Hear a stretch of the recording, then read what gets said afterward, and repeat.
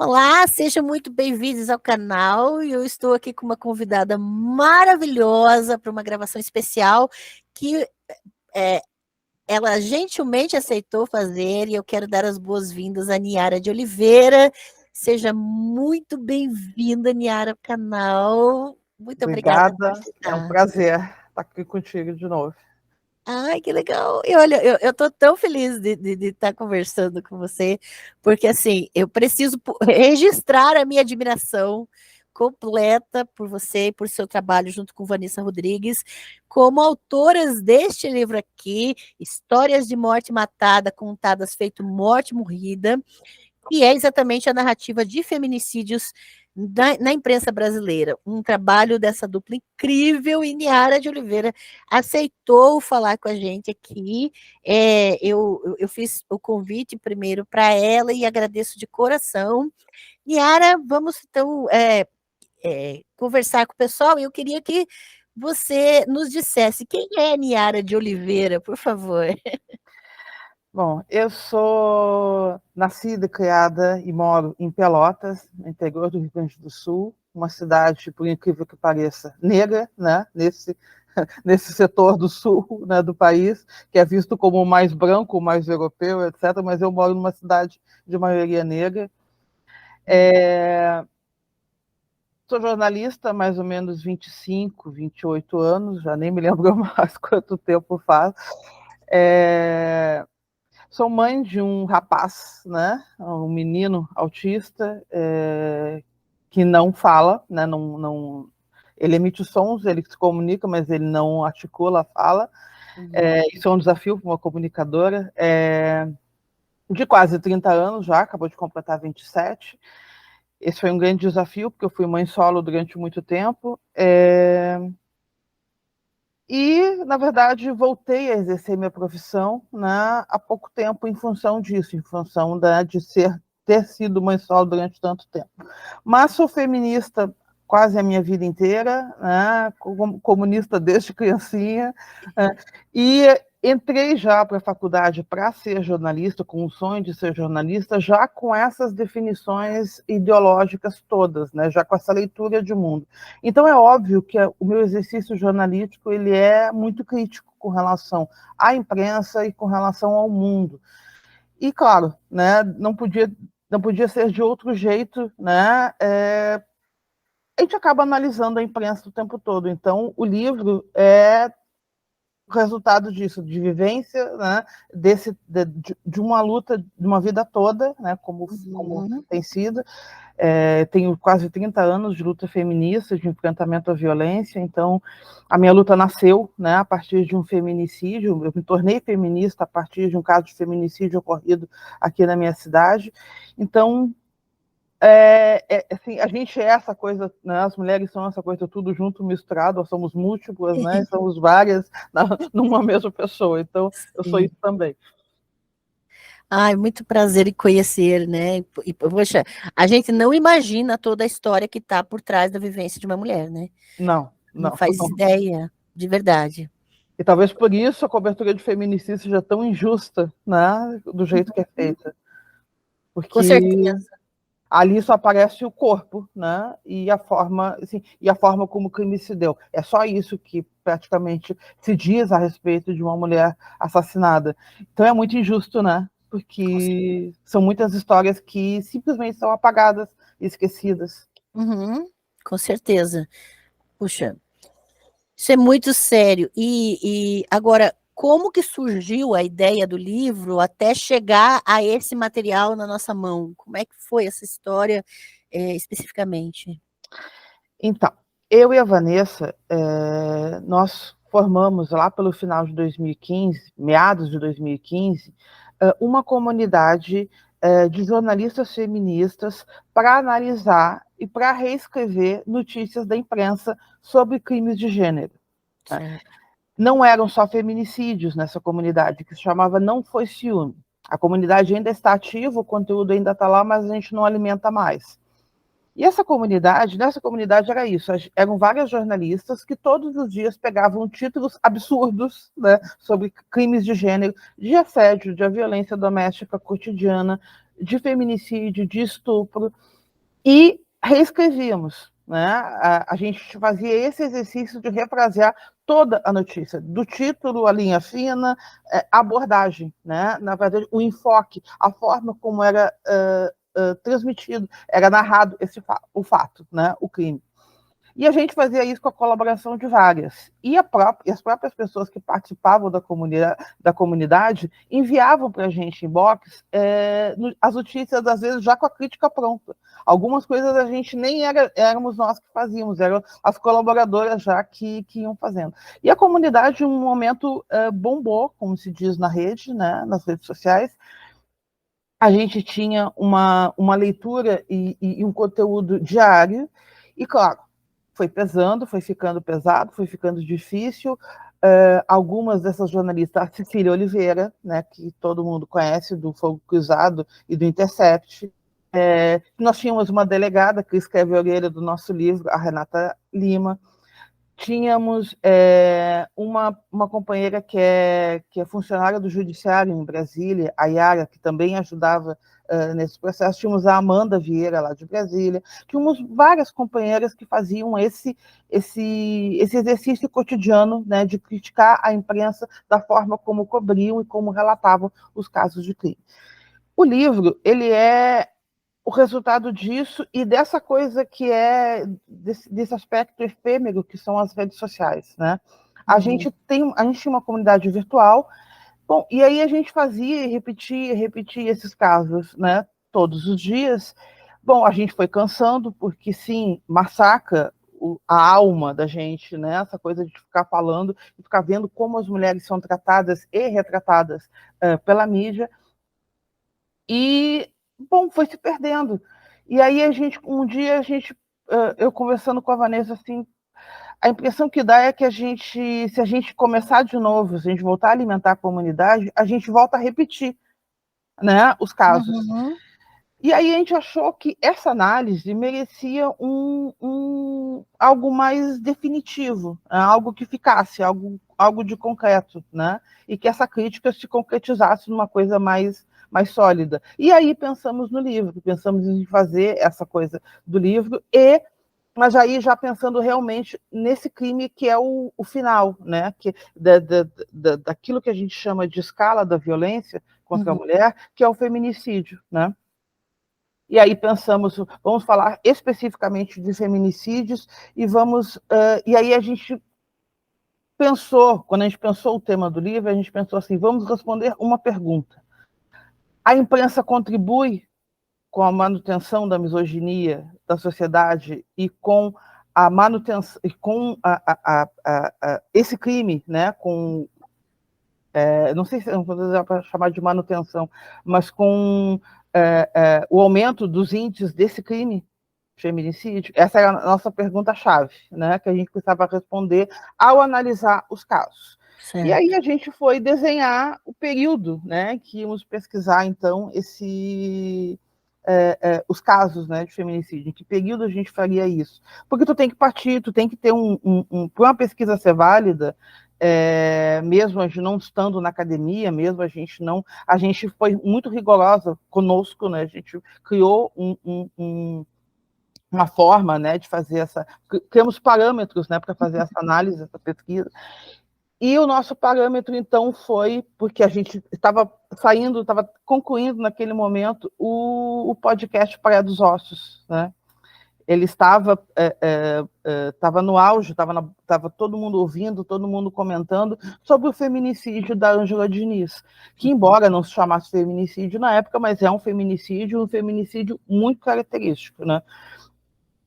Bom, e o feminicídio da Ângela Diniz, ele gerou uma comoção e uma campanha feminista, né, que foi a campanha Quem Ama Não Mata. E eu estava, naquele momento, participando de uma campanha contra o feminicídio, né, que é mantida, que é organizada pelo Levante Feminista contra o Feminicídio. É uma campanha, né, que tem como slogan, porque ela ainda está, né, funcionando, ainda está no ar, né, a campanha, que se chama, que o mote é Nem Pense em Me Matar, quem mata uma mulher mata a humanidade. E aí a gente, bom, de uma campanha para outra, né, nesse intervalo de tempo, que são só 40 anos, como o que mudou na imprensa, o que alterou na cobertura, né, da imprensa. Porque no meio disso tem Lei Maria da Penha, tem o avanço das feministas, tem as conquistas dos direitos, tem a Constituição Federal e tem a lei do feminicídio, que é essa lei que vai definir o que é morrer apenas por ser mulher, né, esse crime específico, né, que é um agravante do crime de homicídio e que torna a pena mais dura, né, aumenta o tempo de pena quando tem essa qualificadora, né, como diz o povo do jurídico. Então, a gente estabeleceu que esse seria o nosso período, esse seria o nosso material para trabalhar. 40 anos de narrativa de feminicídio da imprensa. E definimos que trabalharíamos com a imprensa escrita, porque se envolvesse televisão ficaria muito difícil. Ia ser trabalheira. E aí, assim, já temos a questão da internet, né? Então, assim, para incluir no escrita aí, né? E essa mudança também da questão da internet. E aí a gente tinha todas, porque o jornalismo mudou, além de nesse período, foi justamente o período em que, porque a profissão foi regulamentada, né? Nesse período, então, assim, bom, existem regras, existe um curso, existe questões técnicas, né, que orientam o fazer jornalístico, né, como se faz uma apuração, a que pergunta se responde quando está apurando um fato, a ética, né, que precisa ser observada, né, nessa apuração, e a redação em si. Né? Afinal, temos vários manuais, manuais famosos, como o da Folha de São Paulo, que é meio que a bíblia para vários, né, profissionais, inclusive muito competentes, que temos na imprensa. Então, aí tínhamos tudo isso, esse material que a gente tinha para se debruçar, para fazer a nossa pesquisa e a nossa análise. E foi isso que fizemos. Não foi fácil, né? Foi pesadíssimo, né? Nós trabalhamos, ocupamos, né, todo o nosso ano de 2021, né, entre o financiamento coletivo para ter o livro, né, a pesquisa, a escrita e a publicação. Então, a gente começa, né, mais ou menos em fevereiro de 2021, e vamos concluir o livro em dezembro, quando ele finalmente sai publicado, né, sai da gráfica e vem para a nossa mão já materializado, concretizado. Nossa, e como que foi a sensação de ter o livro na mão? Isso assim, é indescritível, né? Porque justamente por ter sido tão doloroso para nós, né? E eu e a Vanessa, a gente só não sucumbiu, né, durante a pesquisa porque nós contamos uma com a outra, com a solidariedade feminista uma com a outra, né? Porque isso foi fundamental, esse acolhimento. Porque já tinha prazos para cumprir, já tinha toda uma pressão, né? Se a gente não fosse solidária, não fosse acolhedora uma com a outra, a gente talvez não tivesse conseguido. Quando uma deprimia um pouquinho, a outra segurava, porque enquanto isso a gente também estava conversando com colegas da imprensa, falando a respeito do livro, dando notícias, dizendo como estava a pesquisa, porque as pessoas estavam realmente muito curiosas, né, com a pesquisa. E, bom, a gente não estava curiosa porque a gente imaginava, quando a gente começou, que a gente já sabia sobre o que a gente ia escrever, mas, menina, não sabíamos. Sério? Não sabíamos. A gente não tinha ideia do quão trágico é a narrativa de feminicídio na imprensa brasileira. A gente não tinha ideia de que era desse jeito. Assim, e aí a questão da depressão, enquanto a gente vai analisando, pesa mais, porque assim, é um misto de decepção com desalento, né, com a nossa categoria, com os nossos colegas, porque o jornalismo vive da crítica. Uhum. Vive desse olhar crítico, né? E aí a gente se perguntava como é possível repetir uma fórmula pronta desse jeito, sem se questionar, sem se perguntar, sem não enxergar, não perceber que tem alguma coisa errada. Uhum. E, é claro, a gente sabia que tinha uma coisa errada, a gente não sabia que estava tão errado. E que esse erro era cometido tranquilamente, todos os dias, e dessa forma reiterativa como é. E isso nos pegou pelo pé, assim, foi um baque, assim, nesse sentido. Né? Sim, era mais do mesmo daquilo que a gente lidava, mas foi impactante, sabe, a forma como a gente encontrou. Ao ponto da gente precisar fazer um capítulo específico sobre essa questão da repetição dessa fórmula narrativa, dessa fórmula de como narrar feminicídios, né? Que isso realmente nos impactou demais, assim, foi pesado. Mas, assim, se tem uma alegria que a gente pode dizer que tem com relação ao livro, bom, que ele está aí, né? Tem vários profissionais, tanto da área de letras quanto do jornalismo, estudantes de jornalismo, professores que estão usando o livro em sala de aula, que estão nos chamando para falar, que estão nos chamando para apresentar a pesquisa, e gente da academia que está considerando a nossa pesquisa, porque aí tem essa outra questão, né? Nós não sabíamos que estávamos fazendo uma pesquisa inédita. Nossa, isso aqui vale um doutorado mesmo, amiga. Com certeza. Que bom que a academia reconhecesse desse jeito, mas enfim. Porque nunca vi nada parecido. De fato, não tem nenhum tipo de pesquisa com tanto corpus, com tanta análise, né? Como esse, de uma forma sistemática, porque o livro ele não é feito de uma forma superficial, de forma alguma. E em momento nenhum você vai as pessoas vão encontrar aqui uma forma assim feita de qualquer jeito, né? E isso aqui dá para ler o cuidado na análise e o padrão, né, científico. Então não é uma coisa a gente sabe que na ciência não existe neutralidade, não existe imparcialidade, não existe em lugar nenhum. E até mesmo para comunicar um fato, existe um olhar, né? O olhar existe. Agora, uma coisa é você colocar o seu olhar sobre o fato, a outra é você omitir questões, como vocês apontam aqui. Porque essa questão da morte matada, contada, feito morte morrida, é exatamente isso, que às vezes as pessoas não entendem a questão. É exatamente a mulher é morta, mas a forma como é contada o fato dá a entender ou que ela provocou o ocorrido, Sempre. ou que ela simplesmente morreu. Não tem autor ali. Pode ter sido de um acidente, ela pode ter caído no banheiro, batido com a cabeça na pia, pode ter sido um mal súbito, pode ter sido um ataque cardíaco. Quando tu ouve o título e às vezes tu tá no meio da matéria já tá no relato quase que inteiro e tu ainda não entendeu o que é um feminicídio. Lendo, né, a notícia, tu ainda não entendeu o que é um feminicídio. Às vezes lá no final, na última linha, vai se dizer que já tem enfim, Responsável, né? sim, o provável assassino, né, que ele já confessou, que ele já está preso ou se matou, enfim.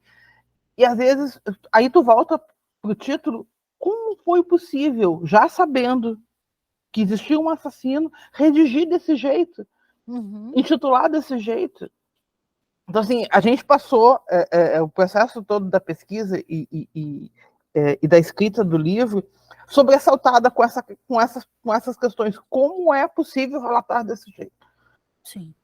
E assim, e claro, não também por uma questão ética nossa, nós não identificamos individualmente quem escreveu as matérias. Só os veículos, né? Primeiro, porque assim, quando existe um padrão, né, existe algo que é feito a partir da estrutura, que ele vem, tu percebe, né, que é uma questão estrutural, tu não pode apontar o dedo individualmente para alguém. A pessoa está repetindo uma fórmula e pensa que está fazendo o correto, pensa que está fazendo o certo. Se ninguém corrigir, se ninguém chamar atenção, se ninguém disser, se observar, a probabilidade é que isso não mude nunca. Né? Uhum. Então, esse é o objetivo do livro, assim, é dizer, para tudo que está errado. Né? Não está correto desse jeito, tem algo errado aqui. Algo de certo, assim, algo de errado não está certo. Algo de errado não está certo, exatamente. E até a arte da capa eu achei fantástica por causa do lápis com a borracha, ou seja, uma história reescrita, uma história apagada. Essa é a ideia, né? Isso é a design da editora, né? Sunny Alice, né? Uma querida responsável pela capa, por todo o design dentro do livro. Ela, assim, um trabalho primoroso. O livro, ele também tem esse resultado porque ele é bonito, né? Ele é bonito, apesar do tema ser muito pesado, ele consegue ser quase lúdico. Né, com esse título que remete, que é a obra da Vanessa, né, esse título que remete quase a um cordel, né, a inspiração é essa, não tem a menor dúvida, porque, bom, e a gente precisou escrever de uma forma leve também, a gente tentou escrever de uma forma leve, de uma forma não, assim, que não pesasse mais do que do que o tema é pesado, né? Que desse de uma forma mais fluida. A gente tentou, né? As pessoas dizem que nós conseguimos, e a gente fica muito feliz sempre que as pessoas dizem isso, porque, bom, são 320 páginas, né? É brincadeira. Falando de morte, é horrível, né? É péssimo, é péssimo. Até aqui no canal eu fiz questão de fazer a leitura do capítulo todo referente ao caso Eloá, né? Eu gravei, né, numa leitura especial, exatamente para as pessoas perceberem a complexidade que é tratada. O caso não é de forma alguma superficial, e também essa questão, porque é possível entender passo a passo da construção de como a história foi contada por diversos veículos diferentes, e perceber até mesmo a sensação que eu tive é que eu estava me surpreendendo junto com vocês na escrita do livro. Na medida em que eu ia lendo, eu ia me surpreendendo com as questões construídas. E é extremamente acessível, uma linguagem muito fácil, né? Não fica tecnicista, né? Aquela linguagem pesada que as pessoas não vão acompanhar, né? Independente da formação. Se estivéssemos na academia, o rigor, né, acadêmico nos exigiria uma outra escrita. Então, provavelmente, assim, aí a gente até fica feliz do fato de ter feito essa pesquisa de fora, né, da academia, por ter essa liberdade, né, de poder fazer desse jeito. Talvez o livro não tivesse o alcance que está tendo se não tivesse sido feito desse jeito. E o caso Eloá, assim, ele é o único que a gente trata sobre a questão da TV, né? Porque o caso Eloá, ele foi muito TV. Ele foi uma cobertura quase que ao vivo, né? Pela televisão. E os jornais chegavam sempre atrasados, né? A gente ainda não tinha essa questão da internet com essa instantaneidade que temos hoje, com essa velocidade, com essa pressa, com esse quase desespero, né? Que as pessoas precisam publicar imediatamente no minuto seguinte, não dá nem tempo de escrever, às vezes, né? Porque e agora está quase isso, né? As pessoas já entram, é quase como um TikTok. Nós estamos, né, no tempo do TikTok, não dá mais tempo para nada. E o jornalismo, ele precisa de tempo. O jornalismo precisa de tempo para apurar, para não ser irresponsável, para não ser injusto, para não cometer desumanidades, né? E, bom, o resultado a gente nem precisa falar muito. Se a gente não tivesse nesse caos, a gente não precisaria ter escrito o livro, né? Se a gente tivesse tempo, se a gente respeitasse o tempo de apuração, o tempo de investigação, de ouvir as pessoas, ouvir familiares de vítimas, saber quem é, né? E se preocupar com essa questão da humanização, a gente não teria escrito o livro, a gente não precisaria escrever o livro, né? E a gente, e o nosso sonho, o nosso objetivo, meu e da Vanessa, é um mundo em que a gente não precisa que esse livro, que essa análise seja completamente obsoleta. Assim, a gente deseja que a nossa pesquisa se torne obsoleta. Esse é o nosso objetivo de mundo. Acho que eu estou desejando junto com vocês, viu? De Que bom. verdade. Nossa. Porque assim, essa questão do TikTok fica muito evidente porque a ideia é clickbait, né? É você colocar uma manchete que chame atenção, independente se isso vai afetar ou desumanizar a pessoa referida. E isso é uma violência terrível, né? Assim, as atrocidades que se comete com isso, com esse processo, é inacreditável, né? A gente vive num mundo de que a fake news foi banalizada, né? Ou seja, escrever mentiras, né? Notícias mentirosas, banalizou, é quase como assim, é corriqueiro, né? Uhum. É inacreditável o número de agências de checagem de notícias. Qual é o maluquice? O jornalismo é, em si, uma agência de checagem de fatos. É Nossa. inacreditável que no jornalismo a gente precisa demandar um setor e movimentar pessoas para a checagem da checagem. Nossa, terrível isso. Nesse momento que nós estamos, né? Então, mas, enfim, faz parte, né, desse processo, principalmente no Brasil, totalmente desregulamentado, com a comunicação e com a internet fazendo o que bem entende, até os jornais, né, sem regulamentação nenhuma, sem controle nenhum, sem punição nenhuma quando comete erro. Uhum. E aí a cultura das redes faz com que as pessoas simplesmente repliquem. Ela ouve e não se importa se aquilo foi checado ou não, se aquilo é fato ou não, se aquilo tem uma intenção Sim, diversa ou não. se o jornalismo não faz essa checagem, se uma parte do jornalismo não faz essa checagem, ou deixa para um setor fazer, e isso não se torna a regra, né, do checar, rechecar, checar novamente, que era uma regra que, né, eu lembro assim, de ouvir palestras quando eu estava na faculdade, lá no meados da década de 90 do século passado, e as palestras todas diziam isso: checa de novo, checa mais uma vez, confere novamente, e aí, antes de dar o enter, né, de enviar para a publicação, confere novamente se está tudo correto. Ou seja, isso se perdeu. Isso hoje foi terceirizado para um setor específico que vai fazer essa checagem, né, se é correto ou não, e aí depois faz uma errata no rodapé, na última página. Estou aqui falando ainda do jornal do impresso, né? Mas no rodapé, ou numa notícia com bem menos estardalhaço, com bem menos audiência do que teve a notícia falsa, né? E, Sim. bom, já ganhou os cliques que precisava, já garantiu os anúncios do mês seguinte, e danem-se as pessoas que foram afetadas, violentadas, atropeladas, né, por esse processo. E, bom, é isso que a gente tem, é isso que a gente está vivendo. Qualquer coisa depois emite uma postagem de desculpas ali e pronto, como se aquilo tivesse apagado tudo o dano que causou a notícia, né? E o caso do Eloá é justamente isso. Só que nesse trajeto, nesse processo, tem um corpo de uma menina. Foi uma vida interrompida de uma menina de apenas 15 anos. E com um assassino quase que endeusado. Né? Quase como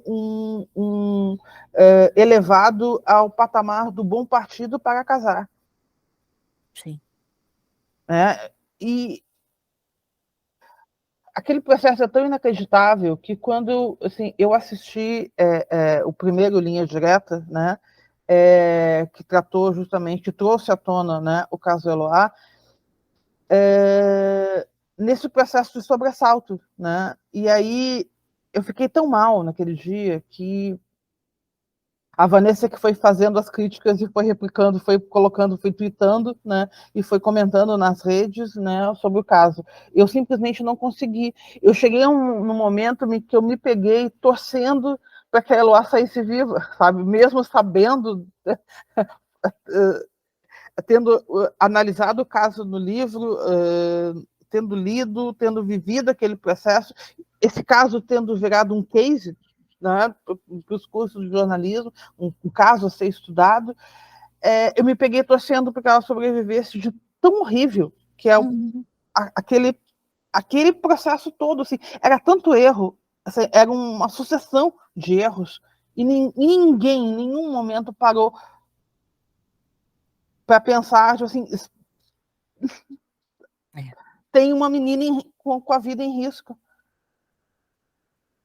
E ninguém pensou nisso. E aí, assim, quando a gente diz no livro um país que precisa pedir perdão, que precisa pedir desculpa, é exatamente isso. Fomos todos responsáveis pelo feminicídio dela, de alguma forma, dando audiência, as meninas que torciam, que faziam torcida, né, pelo assassino, pelo casal, né, pela reconciliação do casal. Se falava nisso, na reconciliação do casal, como se fosse possível, né?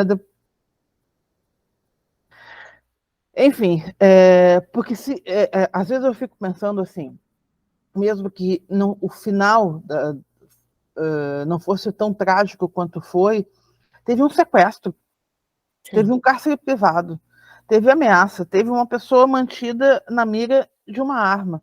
Isso tudo é violência. Tortura e ainda psicológica, assim, né? E ainda assim as pessoas torciam pela reconciliação. Olha que mundo maluco e doente, né? Que a gente, adoecido, que a gente vive, que as pessoas não reconhecem a violência, que as pessoas não tratam violência como ela é. Uhum. E aí eu consigo entender, mesmo que não justifique, por que se relata a violência desse jeito. E as pessoas não se surpreendam quando leem histórias de morte matada contadas feito morte morrida, e não se revoltam com isso, não se indignam. A gente assiste a tudo isso passivamente. E, bom, era também isso que nós fazíamos, né? Porque quando a gente analisava, assim, aí eu lembro assim, de algumas coisas, quando a gente analisava os títulos, né? A gente sabia que faltava objetividade, a gente sabia que os títulos podiam ser mais assertivos, mais respeitosos, não usar foto X, não usar tanto suposto, etc, etc, etc. Bom, mas quando a gente se deu conta dessa questão, assim, de que a gente mesmo assiste essa repetição passivamente, né, desse uso da voz passiva com relação ao assassinato de mulheres, chocou. Porque é a forma como a gente vai engolindo isso todos os dias, né? E que, bom, daqui a pouco tu já nem percebe mais, né? É como acostumar com uma dor, né? Sim. No primeiro dia ela está mais aguda, no segundo dia ela não amenizou em nada, mas tu criou uma forma de resistência e tu meio que acostumou. E às vezes a gente vai se acostumando com dores muito profundas, muito fundas, né? Eu acho que é esse o caso. A insensibilidade frente à voz passiva. Eu acho que isso é importantíssimo, porque em vez de estar escrito fulano matou ciclana, está escrito ela foi morta, ou ela morreu. E aí você perde o autor do feminicídio, você simplesmente se habitua e se torna insensível à questão de que o responsável por aquela violência não está sendo nomeado de cara.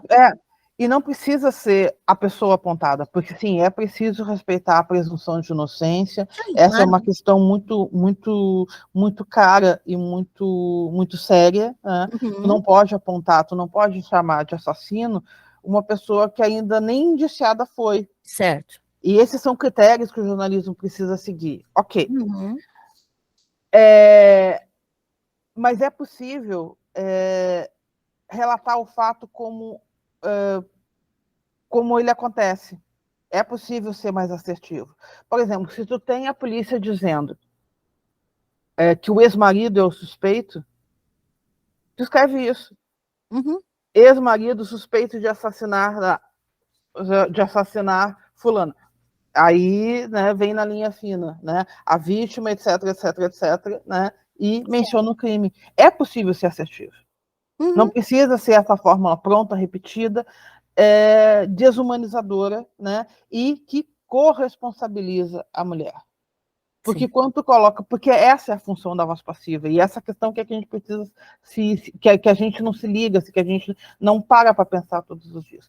Qual a função da voz passiva na construção de uma frase, na construção de um texto? Qual é a função da voz passiva? É atenuar, é amenizar a ação, amenizar assim, a responsabilidade, né, do autor da ação. Essa é a função. Então, a gente tem um jornalismo que atua cotidianamente para atenuar a responsabilidade de assassinos que matam por ódio. Porque é preciso sempre lembrar que não é um crime por ciúmes, cometido por ciúmes, nem por descontrole, nem por amor, nem nada parecido. É um crime de ódio. De ódio contra a mulher, de ódio e menosprezo à mulher. Essa é a definição de feminicídio. E é isso que a gente precisa ter em mente. Então, o jornalismo atua para amenizar a ação e a responsabilidade de misóginos, de assassinos misóginos. Olha o absurdo que é isso. Então, é isso que o jornalismo não para pensar, para se pensar, né, e para se repensar, para se refazer, para se reconstruir. E isso é muito, muito perigoso. Agora, quando você já tem uma condenação, como, por exemplo, o caso do Robinho. O caso do Robinho, ele foi condenado, né, a 9 anos de prisão em todas as instâncias da justiça italiana por estupro coletivo. Ele não poderia estar solto, inclusive. Então, veja, ele passou por todas as instâncias do julgamento pela justiça italiana e foi condenado a 9 anos. E ele está solto. E a grande questão é, recentemente saíram áudios dele falando, né, conversando com os amigos, com os colegas ali, né, de trabalho. E é interessante que quando a mídia expõe trechos dos áudios, e geralmente os trechos dos áudios que são divulgados, e eu fiz um experimento, eu comecei a divulgar as notícias no meu canal, né, que falavam sobre os áudios. Mas sempre é um trecho em que não dá a entender que ele cometeu crime. Em que ele está negando, o trecho que ele está negando, ou o trecho que, né? E aí, quem ouve aquilo como se fosse a fonte primária, vai entender que aquilo é todo o caso, tudo que se tem contra. E aí, a impressão que dá, a partir da repercussão que é dada, né, do enfoque, né, do ângulo pelo qual se olha, que a grande imprensa olhou para esse caso, principalmente agora para os áudios vazados, ele nem sabia que estava cometendo um crime. Não é? Que ódio. E aí o que mais me pegou nisso tudo o Robinho é um estuprador condenado. Ele pode ser chamado de estuprador, porque a justiça o condenou por estupro. Em nenhum momento a imprensa usa isso. Em nenhum momento ele é chamado de estuprador. Então, assim, isso é revoltante, porque o comportamento da imprensa com relação a mulheres que cometem crimes é outro. Exatamente. É outro. Recentemente, eu fui marcada nas redes por uma formanda de jornalismo que se formou. Ela fez o TCC dela, fez a monografia baseada no livro, e ela comparou os casos da Elisa Samúdio, a cobertura da mídia, de um veículo específico da Elisa Samúdio, com o caso da Elise Matsunaga. De Elisa para Elise, né, como a forma como o jornalismo se comportou. E, bom, já sabemos o resultado, né? A Elise Matsunaga, ela segue sendo perseguida e segue sendo chamada de assassina, e tem a questão do picadinho, das piadas, enfim. E sabemos como o Bruno tenta, a todo momento, ser reabilitado. Né? Ele tem o direito à vida, ele tem o direito a refazer a vida. Bom, parece que a Elise não tem. Exato. Porque, assim, e essa é a diferença. Né? Então, assim, é visível, é nítido e é comprovado, né, o machismo estrutural, a misoginia estrutural que a imprensa reproduz. Uhum. Eu espero que em algum momento a imprensa pare para se pensar, né, e se avaliar nesse sentido, porque não é possível, né? Não é possível. Hoje nós já somos quase 60% da profissão, né? Nós somos em torno de 57, 58% dos jornalistas, né? Somos mulheres. Em Uhum. algum momento a gente vai chegar nos cargos de direção das redações, em algum momento a gente vai ter que mudar isso, vai ter que virar esse jogo. Com certeza, é inacreditável, né? É quando parece um filme de fantasia, porque vê que isso é realidade, que isso normaliza a violência contra a mulher em geral, né? Toda essa estrutura é uma violência sobre violência, né? Sim. E, bom, a gente não precisa ir muito longe assim, né, da notícia. Se a gente ficar só com a notícia e a repercussão dela nas redes, tu já tem um retrato, né, social do caso. Os homens que se indignam, né, parece que estamos perseguindo o coitado do Robinho, estamos perseguindo o coitado do Daniel Alves, estamos perseguindo o coitado do Cuca, estamos, né, o Bruno, o outro lá, o assassino da Daniela Pérez, que morreu agora há pouco, né, morreu agorinha, né? É impossível, né? Porque, assim, enfim, a pessoa deu a notícia, a pessoa que comunicou a morte rindo daquele jeito, como que a gente não vai rir também, né? Há sempre uma desculpa, né? Então, esse hábito de desculpar, de atenuar, de amenizar as coisas para assassinos é, é exatamente isso. É um hábito, e às vezes fica parecendo que a imprensa existe para isso. Uhum. Para isso, né? Ameniza para os homens, né? Endurece para as mulheres. Poxa. E isso vale, inclusive, para reforçar o estigma da mulher louca, né? Porque tudo é a mulher que enlouqueceu, a mulher que pediu, a mulher que provocou, né? E essa disparidade de julgamento, porque o público parece que virou um tribunal sem. Uhum. Eles não têm todos os fatos, mas mesmo assim emitem julgamentos. Isso é ótimo no público da internet. E aí que realmente pesa a questão das falhas da imprensa, né? É. E aí é que a gente percebe também que não existe isenção. Uhum. Não existe essa coisa da neutralidade, né?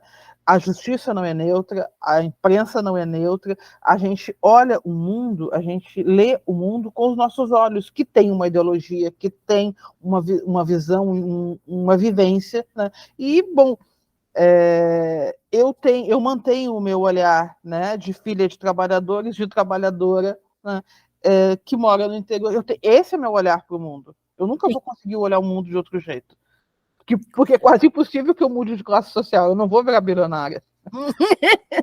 Não, pelo menos não escrevendo livro e não sendo jornalista. Tamo junto. Não seremos bilionários, continuaremos sendo trabalhadoras, né? E, bom, nossa visão vai continuar essa, né? E o jornalismo como um todo precisa se despir de uma vez por todas dessa questão, dessa fantasia da neutralidade, dessa fantasia da isenção. Tu é isento quando tu apura os fatos, oferece todos os ângulos possíveis e que tu consegue imaginar naquele momento, né, a respeito da apuração. Uhum. Isso é isenção, isso é ser ético, isso é ser profissional, isso é ser responsável. Não é neutro usar dessa espécie de como a gente diz, do lugar comum, porque o lugar comum é machista, o lugar comum é racista, o lugar comum criminaliza a pobreza. Sim. Então a gente precisa se dar conta dessas coisas, né, para perceber que o nosso olhar, esse olhar, ele é ideológico, todo ele é ideológico, mesmo aquele que finge não ser, ele é ideológico. Né? E quando a gente não atua no sentido de transformar, a gente está jogando do lado do opressor, a gente está jogando do lado, né, para as coisas continuarem como estão. E as coisas continuarem como estão uma imensa minoria com a imensa maioria da riqueza do mundo, uma imensa maioria pobre, né? Pretos sendo oprimidos, mulheres sendo oprimidas. Bom, em algum momento a gente precisa parar de fingir que a gente não percebe as coisas, porque sim, a gente percebe.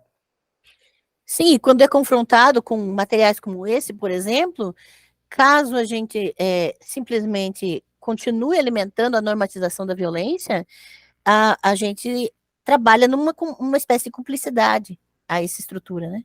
Sim, a ideia é justamente essa. Uhum. Né? É assim, bom, se os nossos colegas não conseguem perceber, a gente oferece esse olhar. A gente oferece, então, essa análise. Né? A gente mostra, olha, está aqui. Uhum. Está aqui. Né? Eu sempre digo assim, nem todo feminicídio é narrado na voz passiva, é fato. Mas todo assassinato de mulher narrado na voz passiva é um feminicídio. Uhum. Pode buscar, pode procurar. Toda mulher é morta, mulher é encontrada morta, é de um feminicídio que se está falando. E a gente comprova isso no livro. Né? E isso é de norte a sul, de leste a oeste do país. A gente tem um capítulo específico em que a gente foi buscar uma matéria com esse início, né? Mulher encontrada morta, mulher é morta, em cada estado do país. Encontramos os 27. Com fartura. Né? Essa é a questão. Não tem nem desculpa, né? Não tem nem por Não tem. E eu queria só, né, que também trazer um pouco para aquilo que está na moda, né, que são os filmes de heróis. Que nós temos tanto a DC quanto a Marvel tem grandes heróis ou vilões famosos e atores, não só da Marvel, mas também de outras, da Disney, né, e outras companhias que foram acusados e até mesmo já tiveram a comprovação do fato, né, da violência contra a mulher, como, por exemplo, o caso do Johnny Depp, que quando você pesquisa o caso do Johnny Depp e da Amber Heard, Amber Heard, né, você vai ver a notícia geralmente que ele venceu, ou que ela é louca, ou que aconteceu algum... Coitado do Johnny Depp, agora ele foi ovacionado recentemente numa promoção de conteúdo, de mídia, né? E aí, sem levar em conta que, no caso, ambos perderam alguma coisa ali, e que o caso foi complexo, mas que a violência que ele cometeu foi comprovada de fato. Isso, né, dentro do quem leu todas as questões, percebeu. Agora, a forma como atores como Johnny Depp são tratados, né? No caso do Jonathan Majors, que é o Kang, o grande vilão da Marvel, né? Que também as notícias deram a ideia de que a mulher depois voltou atrás na denúncia. Então, se ela volta atrás é porque não aconteceu, né? Uhum, automaticamente. Ninguém se pergunta por que voltou atrás. O que a fez voltar atrás? E aí, assim, virou moda. Não só as denúncias, né? Ainda bem que as denúncias começam a vir à tona, que as mulheres começam a... Eu não vou dizer perder o medo, porque, olha, eu nem sei dizer o mundo que as pessoas enfrentam quando decidem denunciar um homem, principalmente um homem famoso, né? Uhum. É o mundo inteiro contra esta mulher. É basicamente isso, é uma luta de Davi contra Golias, e é isso. Não tem meio termo, né? Não tem meio termo. Essa mulher vai ter a vida escafuchada, vai ser virada do avesso. Se ela pisou no pé da coleguinha no jardim de infância, vai aparecer, né? E todo o comportamento dela vai ser olhado com lupa, mas do acusado não. E a grande questão é assim, que junto, assim, para cada movimento de luta por direitos, de conquista de direitos, vem uma reação desse status quo, né, reagindo a isso. Uhum. A gente vive esse momento, né? o Me Too, que era um movimento, né, desse processo de denúncia, de trazer isso tudo à tona, né, aqui no Brasil a gente teve uma hashtag que era o Meu Primeiro Assédio, né, que todas as mulheres, uma catarse, né, de todas as mulheres contando, porque todas as mulheres já viveram alguma violência, tem uma história de horror para contar. Para todos esses movimentos, tem uma reação. E a reação para as denúncias é o denunciado, ele passa a assediar a vítima ainda mais, né, a constranger, ameaça, e ameaça também as advogadas. A gente tem um caso no Brasil, eu não vou nomear, tá? Assim, também não vou fazer como a doutora Rosângela, do personagem aquele que diz que não vai nomear e depois nomeia. A gente tem um caso de uma denúncia de assédio que ocorreu na internet. Foram publicados os prints, né, das duas denunciantes. As denunciantes foram acolhidas pelo movimento feminista, que replicaram as denúncias. Bom, não chegou a ter um processo. Era só como é que a gente chama, a exposição, né, do caso, a exposição de um assédio, né, grave, sério, né, e inclusive envolvia uma menor de idade, que, enfim, juridicamente isso tem um peso. Bom, o denunciado, o exposto, né, assediador, processou as vítimas, processou as feministas que deram voz e acolheram as denunciantes, né, e exigindo dinheiro. É claro que as duas denunciantes voltaram atrás e se desculparam e fizeram uma retratação pública e etc.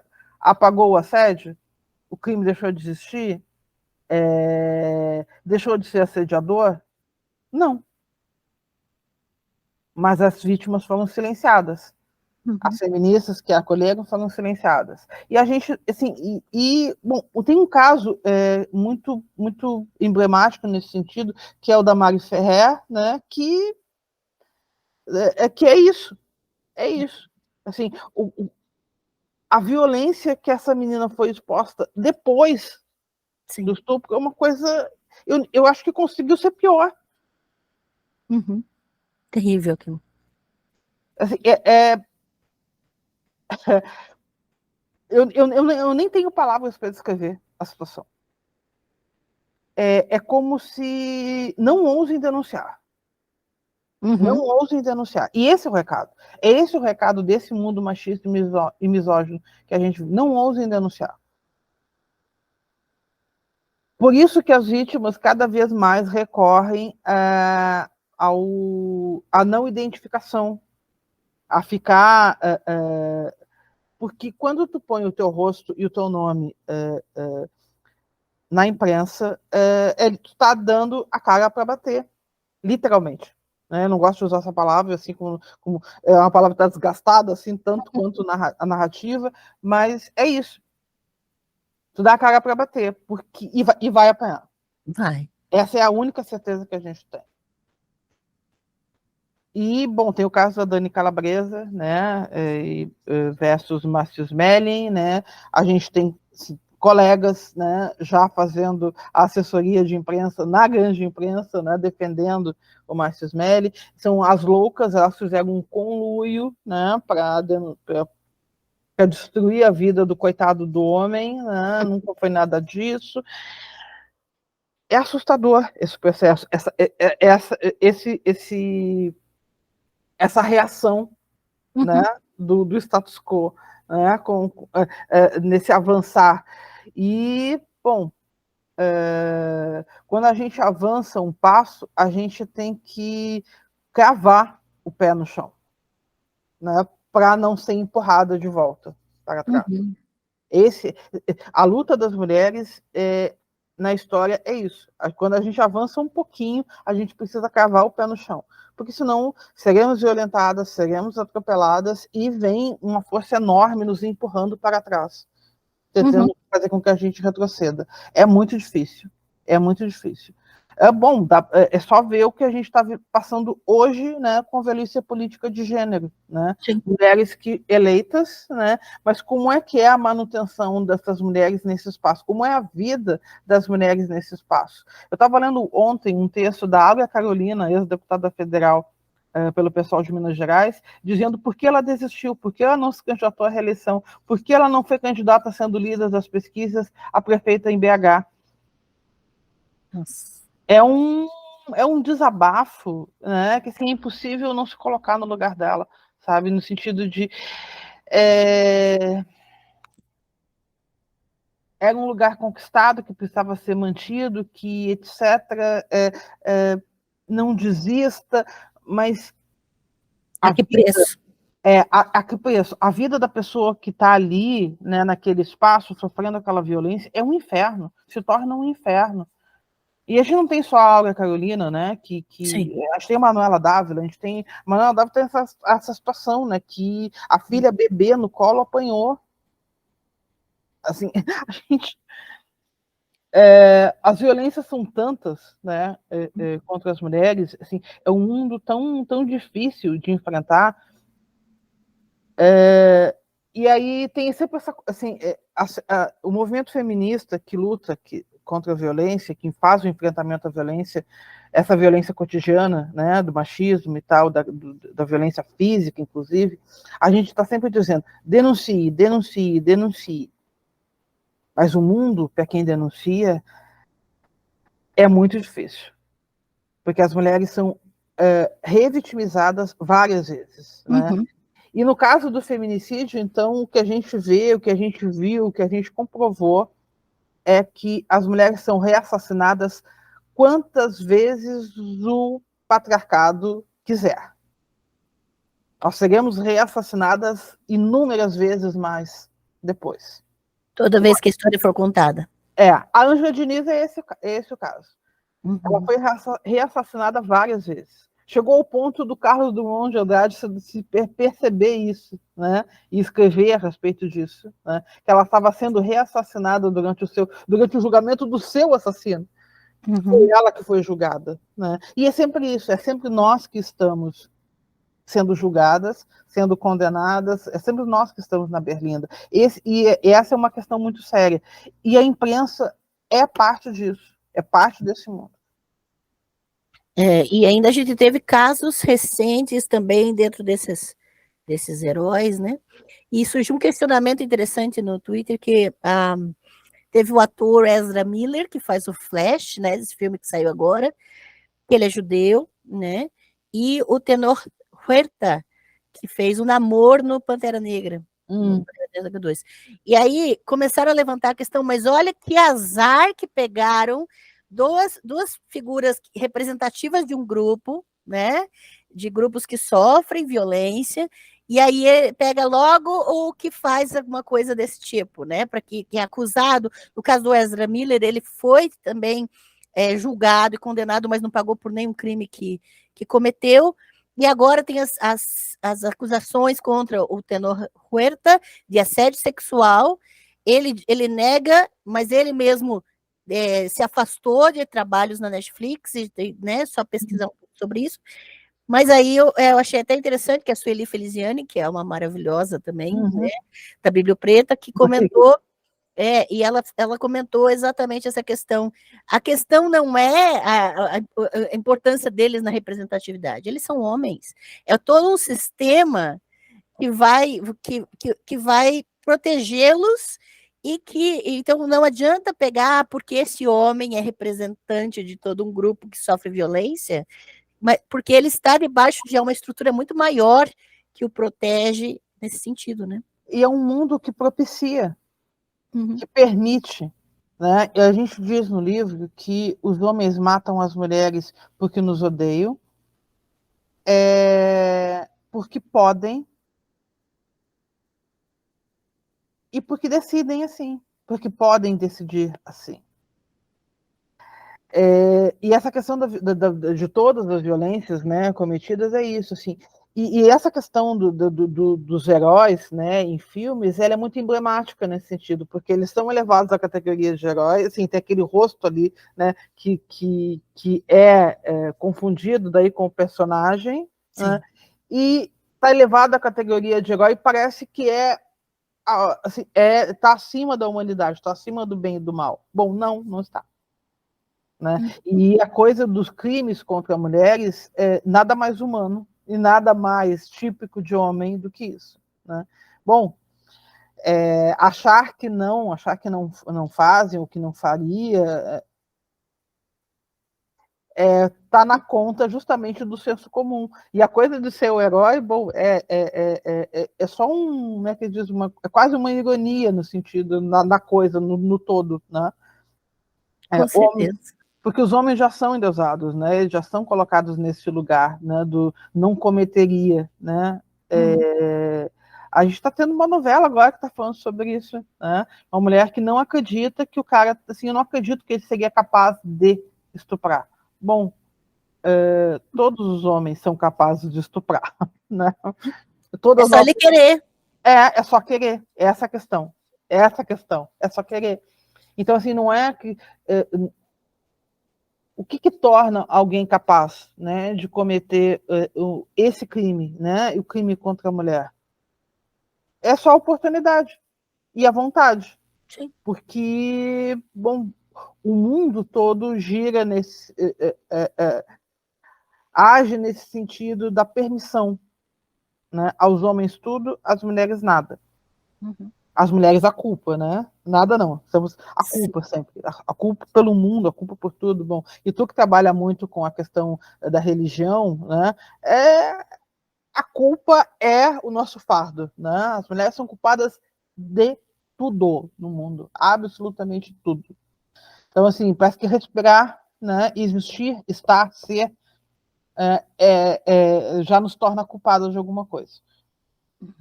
Se a gente estiver numa situação um pouco dúbia, um pouco mal explicada, e não restam dúvidas. Né? Sobre os homens, sim. Sobre os homens, sim. Sobre os homens há dúvidas, né? Sobre os homens não se acredita. E aí tem a questão da palavra, né? É a questão da palavra que pega. A palavra do homem tem um peso, né? E a gente usa no livro uma frase da Marielle Franco. Eu nunca vou esquecer desse vídeo, assim, ele ecoa, a voz da Marielle Franco ecoa na minha cabeça sempre. A minha palavra é de mulher mais vale. Ela está fazendo um pronunciamento num lugar extremamente machista, extremamente inóspito às mulheres, e principalmente para uma mulher preta, que é a Câmara de Vereadores do Rio de Janeiro, a Câmara Municipal do Rio de Janeiro, e ela diz isso, assim, a minha palavra é de mulher mais vale. E essa é uma frase muito emblemática, né? E a gente, e aí quando a gente diz isso no livro, vai dizer assim, a nossa pesquisa é de mulher, mas vale.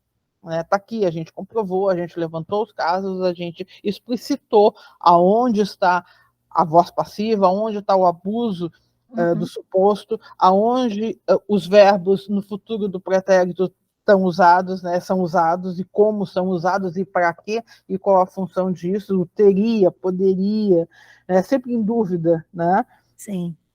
E aí, bom, teve um caso que a gente analisou que era tanto suposto que era quase um suposto crime, tá? Tinha o corpo ali, mas era um suposto crime. Alguém matou aquela mulher ali, né? Aquele corpo morto não estava ali por nada, por obra do acaso, né? Alguém matou. Mas parecia, era tanto suposto, era tanto colocar em dúvida para conseguir safar o assassino, o suspeito, né, que, bom, se cometeu o absurdo de escrever 5 supostos numa mesma matéria, que é um... E aí, só para puxar um outro gancho, é que essa narrativa de feminicídios, a gente observou com relação ao feminicídio, comprovou, mas com relação aos crimes de gênero, né, em geral, é o antijornalismo que é praticado. Porque a gente aprende na faculdade, no fazer jornalístico, que quando que a gente precisa manter a objetividade, ter a redação mais simples, escrever da forma mais simples e direta possível, né? E a gente precisa responder logo no início da matéria, a partir do título, 5 perguntas: o que ou quem, quando, onde, como e por quê. São essas 5 perguntas que a gente precisa ser respondidas já no primeiro parágrafo, né? Certo. Bom, se perde a objetividade quando vai se narrar um feminicídio? Completamente. Não se responde essas perguntas, a preocupação não é essa, né? E eu sempre digo que quando entra um feminicídio numa redação de imprensa, numa redação jornalística, entra junto o fantasma do crime passional. E aí se passa a especular o que a vítima, qual motivo a vítima deu para ser assassinada, e bom, chega a se fazer essa pergunta no meio da matéria. De um crime com 14, 20 tiros, com 5 tiros no rosto, com não sei quantas facadas, qual a motivação? Bom, com 20 facadas, com 5 tiros no rosto, a motivação é ódio, né? Não há outra resposta. Então, como que uma pessoa racionalmente consegue ainda se perguntar qual a motivação? Com uma pessoa que esfaqueou tantas vezes, o corpo já estava morto, né? Deu tantos tiros no rosto de uma pessoa. Eu sempre comparo, inclusive, os casos. A Marielle Franco foi vítima de um feminicídio político. A Ângela Diniz de um feminicídio chamado feminicídio íntimo, né? Esse feminicídio, crime privado, né? Entre elas, 40 anos, basicamente, né? De distância, né? Entre um crime e outro, quase 40 anos, mais de 40 anos, na verdade, né? 1976, 2018. Elas morreram com 5 tiros na cabeça, no rosto. A Marielle com 5 tiros na cabeça, a Ângela teve 4 tiros no rosto, um não acertou. Mas é um ódio tão grande ao ponto de querer desfigurar a pessoa. Tirar a face, desfigurar, descaracterizar a pessoa. Desconstituir, aniquilar. Essa é a palavra, né? A palavra certa é essa, aniquilar. Bom, isso é ódio. E aí também que nesse ponto que a gente diz que todo feminicídio é um feminicídio político nesse sentido, né? Porque quando tem um ódio a um conjunto de pessoas com determinadas características, bom, isso é político, né? Isso é social, isso é construído culturalmente e isso pode ser destruído culturalmente também. Então, a nossa atuação e a coisa do livro é nesse sentido, assim, e esse repensar o nosso olhar quando a gente vê as notícias, né? E essa coisa sempre quando coloca o crime do homem em dúvida, né? A palavra da mulher em dúvida, a gente precisa aprender a duvidar daquilo que a gente lê. Nesse sentido, assim, ó. E sabendo que nesta cobertura que está sendo feita, nessa apuração, ela foi feita por alguém que segue ou não segue regras, mas que segue um padrão, né? E esse padrão é para amenizar para o homem, né? E para culpabilizar ou para corresponsabilizar a mulher. Essas coisas que a gente precisa ter em mente quando está lendo, né, uma notícia, para não ter aquilo como um dogma, né? Tipo assim, ó, é assim, essa é a verdade. Olha, eu acho que foi de extrema importância tudo que você disse, até, né? Colocou aí extremamente catártico para mim, né? Também, porque já sofri vários tipos de violência, né? Por parte de homens. Todas nós. Todas toda... as mulheres sofreram, né? Toda mulher tem uma história de horror para contar, toda. Exato.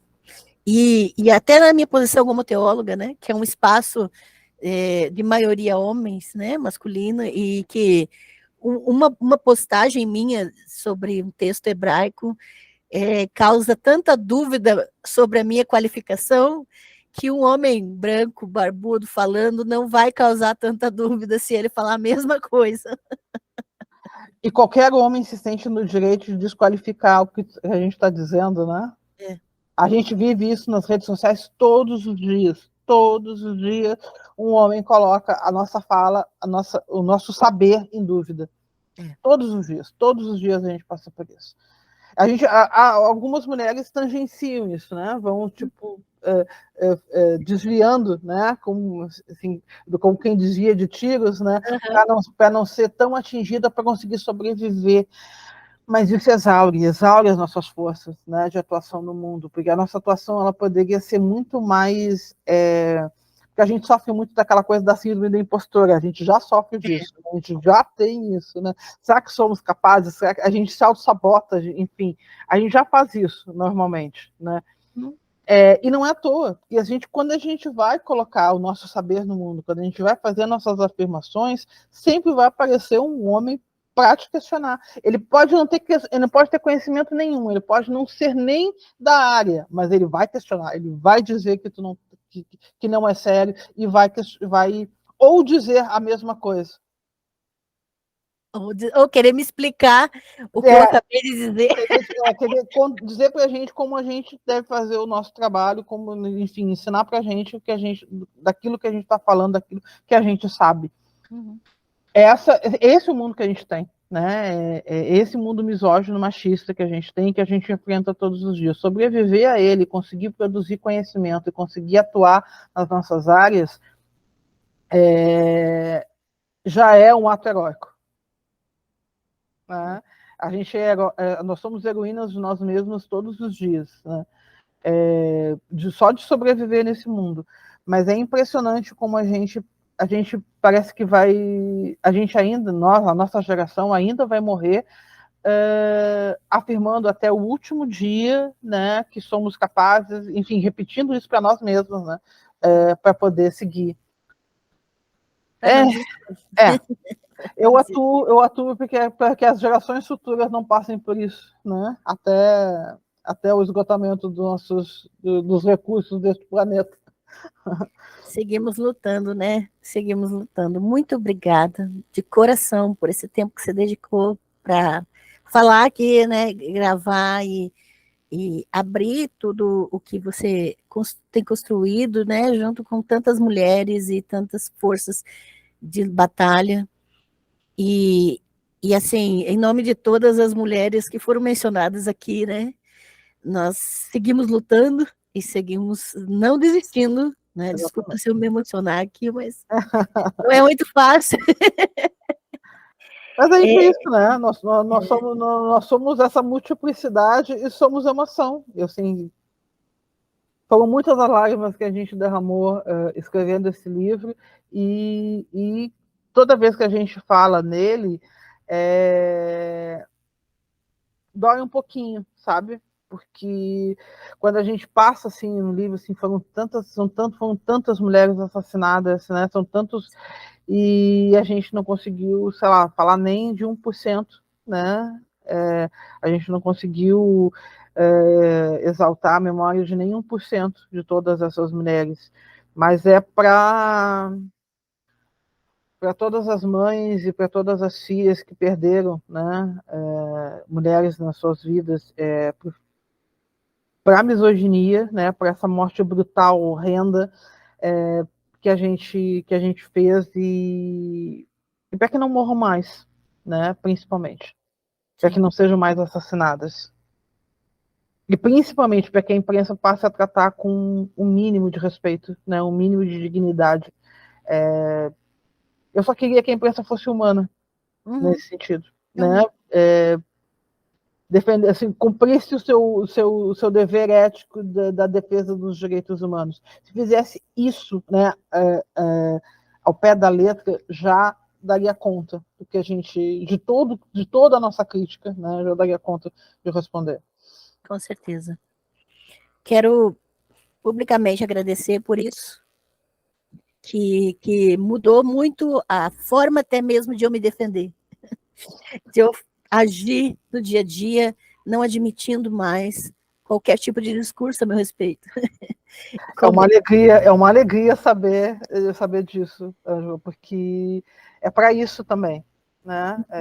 Que eu e a Vanessa fizemos o livro.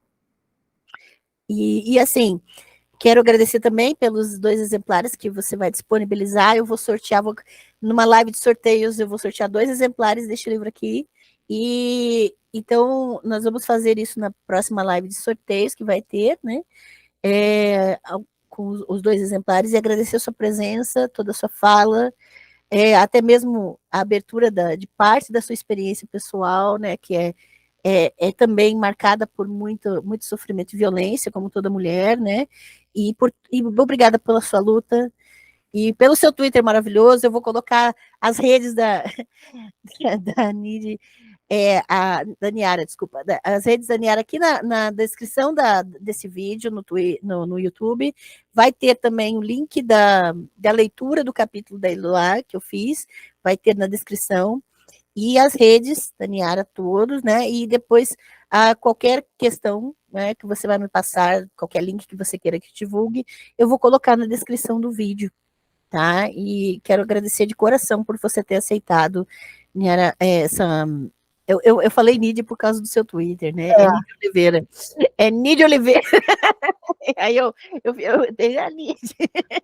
Nidia Oliveira 71, porque é o ano que eu nasci, não é porque eu seja um 71, não. O meu é até o 007 lá no Instagram, ninguém. O povo imagina de tudo por causa disso, mas é só porque não tinha outra possibilidade. Mas, ó, Nidia Oliveira 71, né? Todas as minhas redes é a mesma. E aí eu vou colocar de qualquer maneira na descrição e quero mandar meu abraço virtual aí que chegue em você de agradecimento, e você pode ficar à vontade para despedir do pessoal e falar o que você quiser. Muito obrigada, né? Só tenho a agradecer, foi um prazer. É sempre um prazer conversar, é sempre um prazer conversar sobre o livro, é um prazer conversar contigo, né? E, bom, o livro está aí, né, no mundo.